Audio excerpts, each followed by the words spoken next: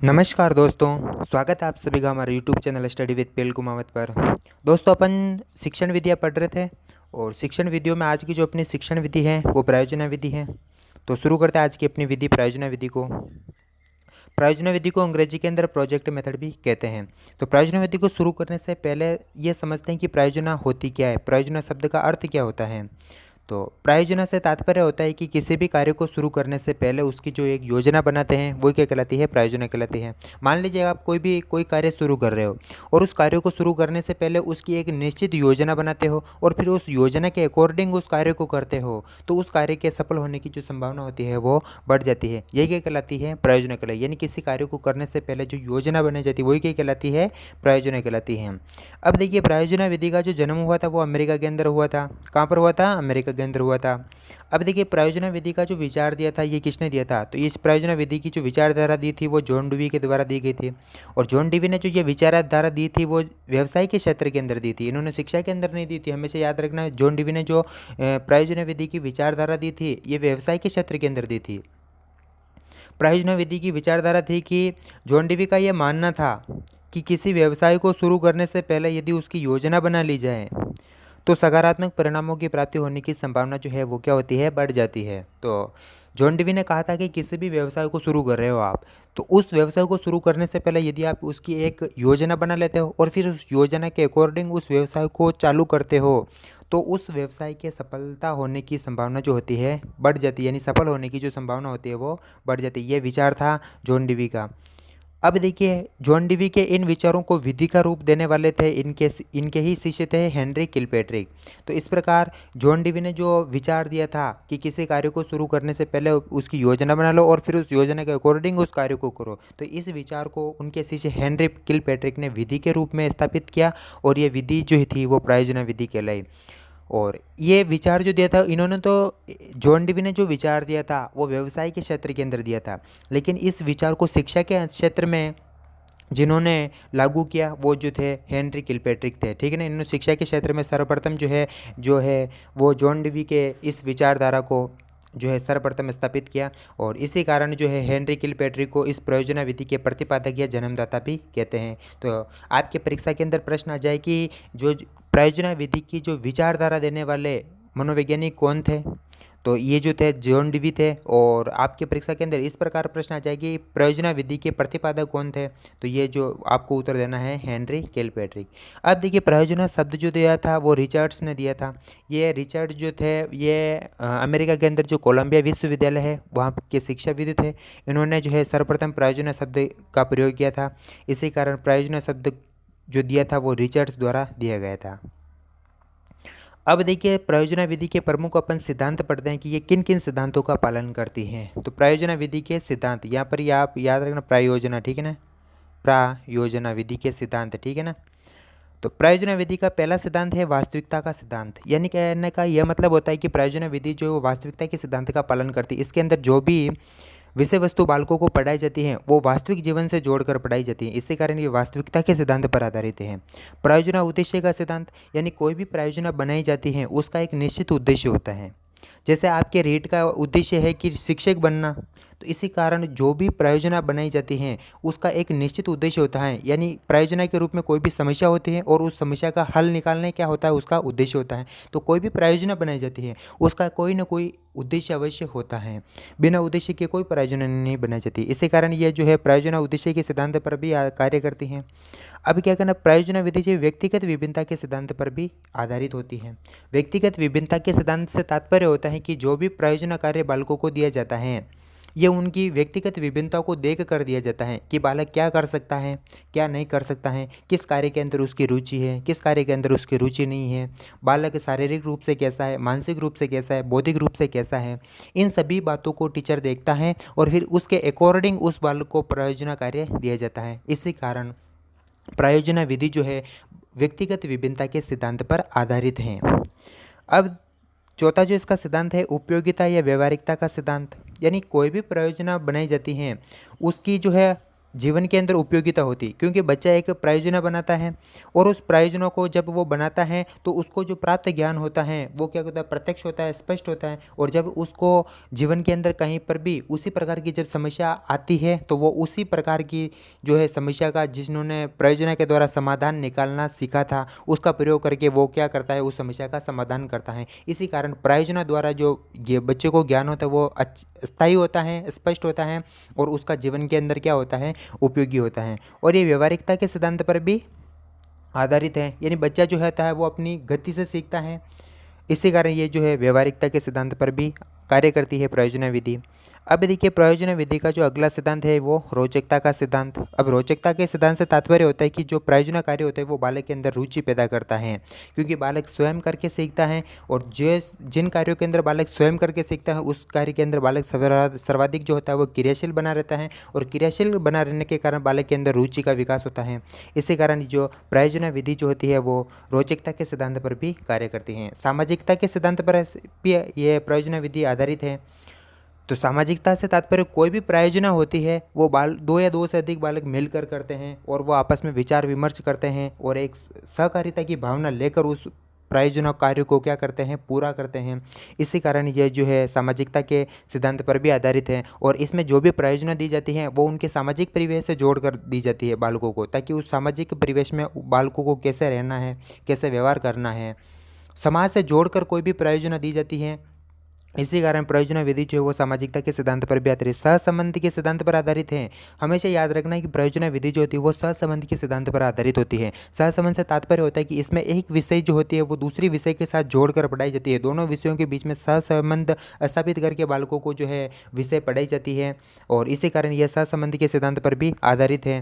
स्वक्रिया के सिद्धांत पर आधारित है। इसमें बालक जो होता है वो स्वयं क्रिया करता है और सीखता है और करके सीखता है। इसी कारण यह जो है यह प्रयोजना विधि जो है वो करके सीखो के सिद्धांत पर आधारित है। इसी कारण इसको स्वक्रिया का सिद्धांत पर भी आधारित माना जाता है। इस प्रकार प्रयोजना विधि के ये सिद्धांत है, इनको आप याद रखना। इनमें से महत्वपूर्ण एक तो ये वास्तविकता के सिद्धांत पर आधारित होती है, दूसरी ये व्यक्तिगत विभिन्नता के सिद्धांत पर आधारित होती है और ये याद रखना स्वक्रिया और सहसंबंध, ये जो सिद्धांत है ये बहुत ही महत्वपूर्ण सिद्धांत है, इनको परीक्षा के अंदर पूछा गया है।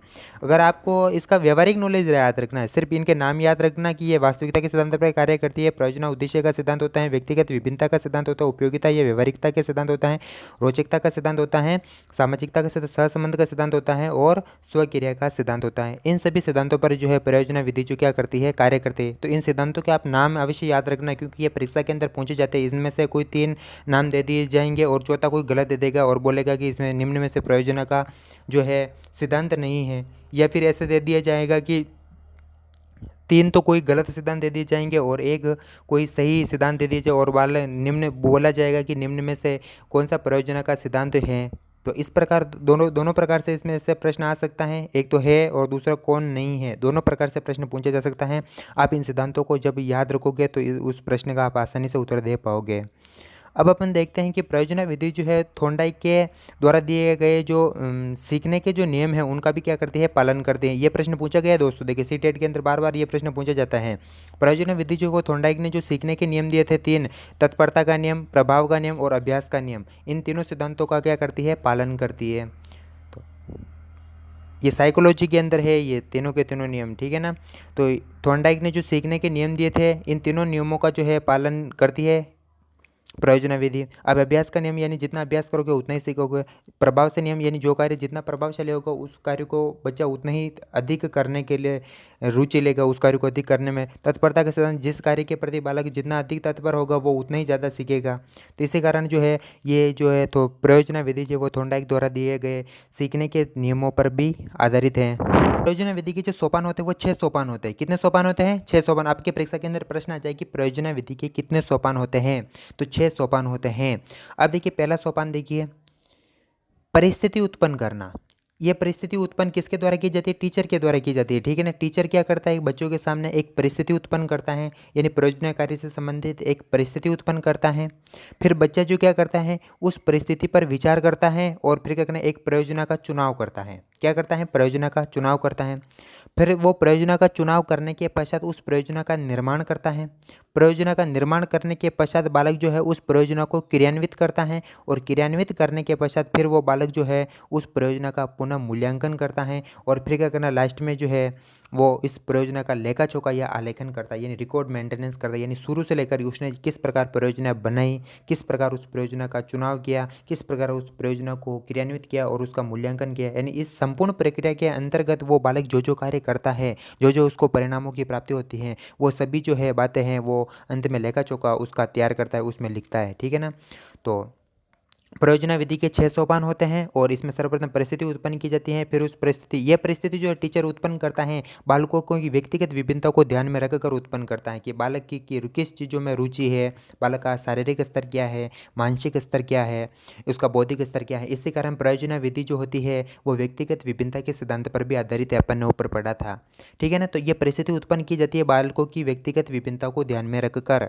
फिर क्या जाता है, बालक क्या करना, जो परिस्थिति उत्पन्न की उसके अकॉर्डिंग परियोजना का चुनाव करता है, फिर उसका निर्माण करता है, क्रियान्वित करता है, फिर उसका मूल्यांकन करता है और अंत में उसका जो क्या करता है, लेखा जोखा लिखता है। अब देखिए अगले चरण में अपन देखते हैं परियोजना विधि के गुण कौन कौन से हैं। देखिए परियोजना विधि जो होती है वो एक मनोवैज्ञानिक विधि होती है जो कर के सिक्कों पर आधारित होती है।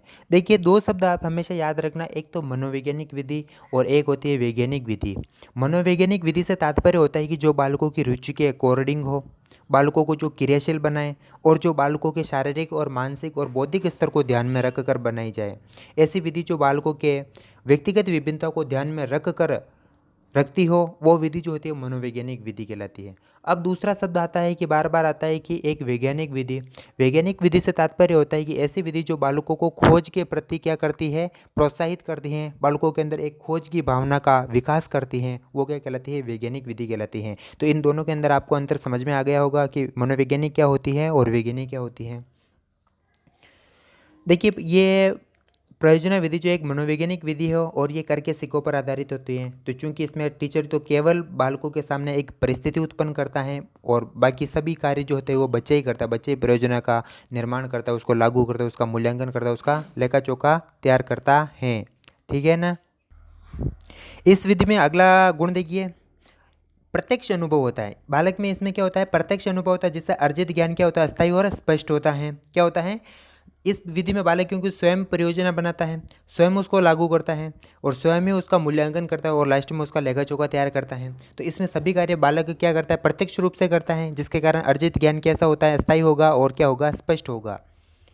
अगला इसका गुण देखिए, प्रयोजनात्मक व्यवहारिक विधि है जो समवाय के सिद्धांत पर आधारित होता है। ये कैसी एक प्रयोगात्मक विधि है और कैसी विधि है, व्यवहारिक विधि है। और ये किस सिद्धांत पर आधारित है, समवाय के सिद्धांत पर आधारित है। इस विधि में महत्वपूर्ण पॉइंट ये है कि समवाय के सिद्धांत पर आधारित है। समवाय से तात्पर्य ये होता है कि बालकों को जो है पहले सिद्धांतों का और उनके नियमों का ज्ञान नहीं कराया जाता है, बल्कि वो कार्य जैसे जैसे करते जाते हैं, जैसे जैसे उनको समस्या आती जाती है, वैसे वैसे बीच बीच में उनको सिद्धांतों का और नियमों का ज्ञान जो होता है वो कराया जाता है। इसी कारण ये जो है एक प्रयोगात्मक विधि है, बालक इसमें प्रयोग करके सीखता है। व्यवहारिक विधि अपनी इच्छा के अनुसार बालक सीखता है, इसमें कोई प्रेशर नहीं होता है, बालक प्रत्येक कार्य करने के लिए स्वतंत्र होता है, स्व अनुक्रिया करने के लिए स्वतंत्र होता है। इसी कारण इसको व्यवहारिक विधि भी कहते हैं। और ये समवाय के सिद्धांत पर आधारित है, यानी इसमें किसी भी बात को रटने के लिए या जोर नहीं दिया जाता, इसी कारण ये समवाय के सिद्धांत पर आधारित होती है।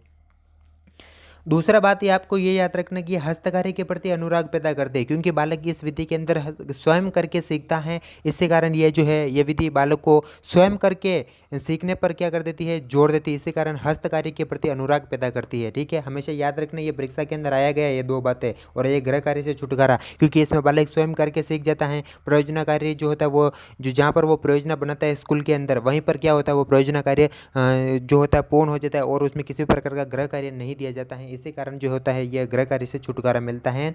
तो ये परियोजना विधि के 2 महत्वपूर्ण गुण हैं। तो कि एक तो ये समवाय के सिद्धांत पर आधारित है, दूसरा ये हस्तकार्य के प्रति अनुराग उत्पन्न करती है और तीसरा गृह कार्य से छुटकारा मिल जाता है इस विधि में।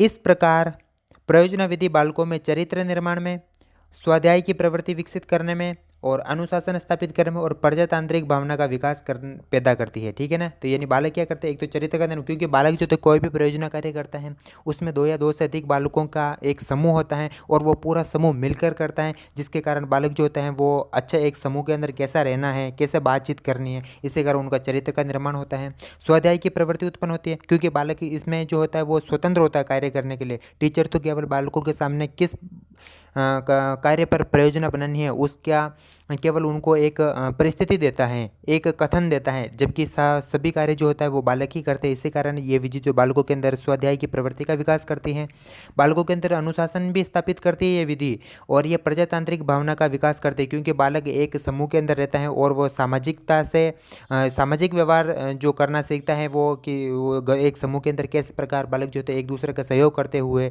एक दूसरे की बातें को मानते हुए मतलब इस कार्य को जो है वो आगे बढ़ाते हैं। इसी कारण बालक के अंदर एक प्रजातांत्रिक भावना का विकास होता है और जो भी प्रयोजना कार्य दिया जाता है वो समाज से जोड़कर भी दिया जाता है। इसी कारण बालक के अंदर सामाजिक भावना का भी क्या होता है, विकास होता है, एक समूह के अंदर कार्य करने की क्षमता का विकास होता है। इसी कारण ये जो विधि है प्रजातांत्रिक भावना का विकास करती है। 3 बातें इसके अंदर महत्वपूर्ण याद रखनी, एक तो यह होती है कि यह समवाय के सिद्धांत पर आधारित है। दूसरी जो इसके अंदर महत्वपूर्ण बात है, यह हस्तकार्य के प्रति अनुराग उत्पन्न करते हैं और गृहकार्य से छुटकारा मिल जाता है इस विधि के अंदर। और तीसरी जो बात यह होती है कि ये जो प्रजातांत्रिक भावना का विकास करती है, ठीक है, ये जो है इसमें बहुत ही महत्वपूर्ण यहाँ से प्रश्न उठने की संभावना रहती है। अब देखिए अगला जो पॉइंट देखिए इसमें, देखिए इसमें एक महत्वपूर्ण बात ये बताई गई है कि इस विधि को सहकारिता आधारित क्रियात्मक विधि कहते हैं। हमेशा याद रखना इस विधि को सहकारिता से तात्पर्य होता है कि 2 या 2 से अधिक बालकों से मिलकर कोई भी कार्य किया जाता है वो क्या कहलाता है, सहकारिता आधारित किया जाता है, ठीक है ना, सहकारिता आधारित होता है। तो इस विधि को सहकारिता आधारित क्रियात्मक विधि होती है, क्योंकि इसमें बालक एक समूह में रहकर परस्पर सहयोग करते हुए अपनी गति से क्या करते हैं, अधिगम करते हैं। एक समूह होता है, मालिक कोई भी अध्यापक ने कोई भी परियोजना कार्य दिया होता है, उस परियोजना कार्य को 2 या 2 से अधिक बालक क्या करते हैं, उस पर विचार करते हैं, मंथन करते हैं और एक परियोजना का निर्माण करते हैं और वो आपस में विचार विमर्श भी करते हैं और फिर उस परियोजना कार्य को क्या करें, क्रियान्वित करते हैं और क्रियान्वित करने के पश्चात वे स्वयं मूल्यांकन करते हैं, उसका लेखा जोखा तैयार करते हैं। तो इसी कारण जो है बालक एक दूसरे का सहयोग करते हुए एक दूसरे की सहायता से इस विधि को करते हैं। इसी कारण इसमें इस विधि को सहकारिता आधारित क्रियात्मक विधि भी कहते हैं। दूसरी इसके अंदर एक महत्वपूर्ण बात यह है कि गांधी जी ने अपनी बुनियादी शिक्षा का जो मॉडल है वो प्रयोजना विधि द्वारा शिक्षण कराने पर सर्वाधिक, यानी गांधी जी ने जो बुनियादी शिक्षा का मॉडल दिया था इसमें प्रयोजना विधि द्वारा शिक्षण कराने पर सर्वाधिक क्या दिया था, बल दिया था। ये भी एक महत्वपूर्ण बिंदु है। अब देखिए प्रयोजना विधि, प्रयोजना कितने प्रकार की होती है, तो आप याद रखना कि प्रयोजना तो होती है वो 4 प्रकार की होती है। प्रयोजना विधि के सोपान तो 6 होते हैं, लेकिन प्रयोजना कितनी प्रकार की होती है, प्रयोजना किस किस प्रकार से बन सकती है, तो वो 4 प्रकार की होती है। एक तो सृजनात्मक या रचनात्मक प्रयोजना होती है, दूसरी होती है अभ्यास प्रयोजना, तीसरी होती है समस्यात्मक प्रयोजना और चौथी होती है आनंददायी या रसास्वादन प्रयोजना। यानी सृजनात्मक, कोई भी सृजनात्मक कार्य करते हैं उस सृजनात्मक कार्य को करने से पहले उसकी जो योजना बनी थी वो सृजनात्मक प्रयोजना होती है। अभ्यास यानी किसी चीज़ का अपन अभ्यास कर रहे हैं, जिस प्रकार गणित के अंदर कोई प्रश्नावली को सोल्व करने के लिए अपन उससे पहले जो योजना बनाते हैं या उसका अभ्यास करने के लिए जो योजना बनाते हैं, या कोई प्रैक्टिकल कर रहे हैं और उस प्रैक्टिकल का अभ्यास करने के लिए जो योजना बनाते हैं वो कौन सी योजना कहलाती है, अभ्यासात्मक योजना। समस्यात्मक योजना प्रयोजना से तात्पर्य होता है कि किसी समस्या दे दी गई आपको और उस समस्या का आपको हल निकालना है, तो उस समस्या का हल करने के लिए आप जो प्रयोजना बनाते हैं वो समस्यात्मक प्रयोजना कहलाती है। आनंददायी या रसास्वादन प्रयोजना, इसमें क्या होता है कि आनंद लेने के लिए, रस लेने के लिए, रस का देने के लिए जो प्रयोजना बनाई जाती है, यानी रसास्वादन के लिए जो प्रयोजना बनाई जाती है, आनंद के लिए जो प्रयोजना बनाई जाती है। जिस प्रकार आपने हिंदी के अंदर पढ़ा होगा कि जैसे अपन को कविता पढ़ते हैं तो कविता को जब उसको लय और ताल के साथ पढ़ते हैं तो उसमें क्या होता है, आनंद की अनुभूति होती है। तो उस कविता को कैसे पढ़ा जाए, उसके अंदर किस प्रकार छंद और अलंकारों का प्रयोग करते हुए उसको एक रस युक्त और गीत के रूप में किस प्रकार गाया जाए कि लोगों को जो है वो आनंद की अनुभूति हो। तो इस प्रकार कोई भी आनंद की अनुभूति कराने के लिए, रसास्वादन कराने के लिए जो प्रयोजना बनाते हैं वो कौन सी प्रयोजना कहलाती है, आनंददायक या रसास्वादन प्रयोजना कहलाती है। अब देखिए किलपैट्रिक ने जो इसकी परिभाषा दी थी वो देखिए, किस प्रकार दी थी किलपैट्रिक ने, कि प्रयोजना क्या होती है। देखिए किलपैट्रिक ने एक प्रयोजना दी कि प्रयोजना विधि एक ऐसी सौदेश्यपूर्ण क्रिया है जिसको मन लगाकर सामाजिक वातावरण में पूरा किया जाता है। तो सामाजिक वातावरण से तात्पर्य होता है कि इसमें जो होता है 2 या 2 से अधिक बालक होते हैं और ये बालक जो होते हैं एक दूसरे से मिलकर उस परियोजना कार्य को पूरा करते हैं, इसी कारण इसको सामाजिक वातावरण के अंदर पूरा किया जाता है। तो ये परियोजना आप याद रखना ये कि किलपैट्रिक ने जो है परियोजना की क्या परिभाषा दी थी। तो आपको ये परिभाषा रटनी नहीं, केवल इतना से याद रखना कि एक उद्देश्यपूर्ण कार्य होता है जिसको सामाजिक वातावरण में पूरा किया जाता है। तो किलपैट्रिक ने क्या कहा था कि परियोजना एक ऐसा उद्देश्यपूर्ण कार्य है जिसको सामाजिक वातावरण में पूरा किया जाता है। बस ये 2 शब्द याद रखना, एक तो उद्देश्यपूर्ण कार्य, दूसरा जो है वो सामाजिक वातावरण के अंदर पूरा किया जाता है। ये इसकी परिभाषा में 2 हल्का फुल्का याद रखना लेना, वैसे याद आ जाएगा आपको परीक्षा के अंदर, ठीक है ना। केवल 2 ही बातें याद रखेंगे, उद्देश्यपूर्ण कार्य, दूसरा होता है सामाजिक वातावरण के अंदर पूरा किया जाता है। अब देखिए परियोजना विधि के दोष कौन कौन से हैं। तो परियोजना विधि एक तो ये खर्चीली विधि होती है, खर्चीली विधि होती है। दूसरे होते हैं सभी विषयों के लिए अनुपयुक्त भी है, क्योंकि हर विधि जो है हर विषय को इस विधि के द्वारा नहीं समझाया जा सकता। जिस प्रकार कोई अपन इतिहास पढ़ा रहे हैं या सामाजिक विज्ञान पढ़ा रहे हैं या कोई अदर विषय पढ़ा रहे हैं, हिंदी पढ़ा रहे हैं, तो उस विधि में क्या होता है कि ऐसी विशेष विधि नहीं कहलाती, क्योंकि इसमें बालक के सामने एक परिस्थिति उत्पन्न करनी होती है और इतिहास के अंदर तो जो भी चीज़ें होती है वो अपने आप में फिक्स होती है, वो कोई परिस्थिति के द्वारा अपन उत्पन्न नहीं कर सकते हैं। तो इसी कारण ये जो सभी विषयों को पढ़ाने के लिए तो ये विधि जो होती है गणित और विज्ञान के लिए अच्छी मानी जाती है, सर्वश्रेष्ठ विधि मानी जाती है।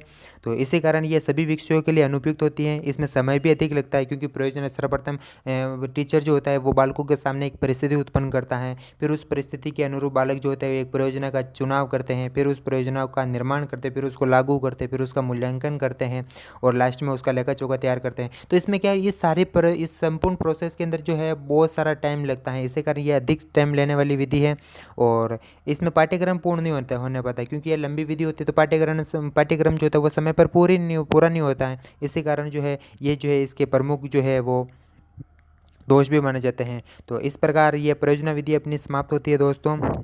आशा करता हूँ कि आपको अच्छी लगी होगी। तो इसमें महत्वपूर्ण बातें क्या है वो मैं आपको एक बार पुनः बता देता हूँ कि इस विधि का जो जन्म हुआ था वो कहाँ पर हुआ था, अमेरिका के अंदर। इसे विचारधारा जॉन डीवी ने दी थी और इस विधि को प्रतिपादित करने का जो श्रेय है वो उनके शिष्य हेनरी किलपैट्रिक को जाता है और प्रयोजना शब्द जो दिया था वो रिचर्ड्स महोदय ने दिया था।